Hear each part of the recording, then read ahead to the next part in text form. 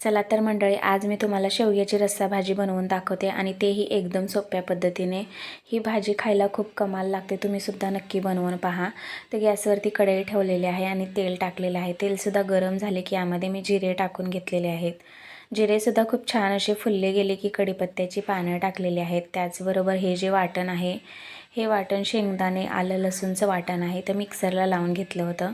हे वाटण यामध्ये अगदी 2 ते 3 मिनिटभर परतून घेतलेलं आहे।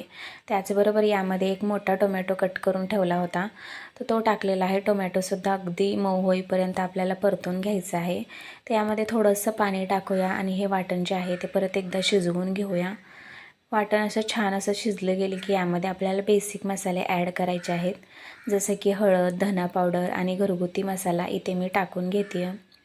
यानंतर यामध्ये थोडंसं पाणी ॲड करायचं आहे आणि हे वाटण असं तेल सुटेपर्यंत परतून घ्यायचं आहे।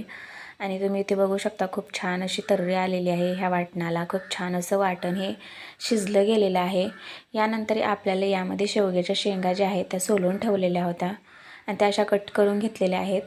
त्या शेंगा आपण टाकलेल्या आहेत। ह्या शेंगासुद्धा अगदी मसाल्यामध्ये 2 ते 3 मिनिटभर परतून घेऊया। यानंतर यामध्ये आपल्याला गरम पाणी ॲड करायचं आहे, जेणेकरून तर्रीसुद्धा खूप छान येईल भाजीला यासाठी। तर गरम पाणी जेवढं तुम्हाला रस्सा हवा असेल तेवढं तुम्ही ती वाढवू शकता यामध्ये। तर मी एवढा रस्सा बनवलेला आहे, लागेल तेवढा। ह्या शेंगा शिजेस्तोवर वाट बघायची आहे। अगदी 10 ते 15 मिनिट हे लो फ्लेमवरती ठेवायचं आहे आपल्याला आणि ह्या शेंगा शिजवून घ्यायच्या आहेत। त्याचबरोबर इथे चवीनुसार मीठसुद्धा टाकून घेतलेले आहेत आणि यानंतर मी शेंगासुद्धा चेक करून पाहिल्या, खूप छान अशा शिजल्या गेलेल्या आहेत।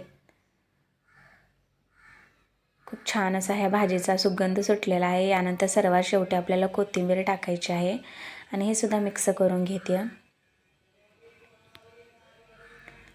आणि इथे मी तुम्हाला काढून दाखवते शेवग्याच्या शेंगाचा रस्सा। कशी वाटली रेसिपी मला नक्की कमेंट्स करून सांगा आणि एन्जॉय करा। धन्यवाद।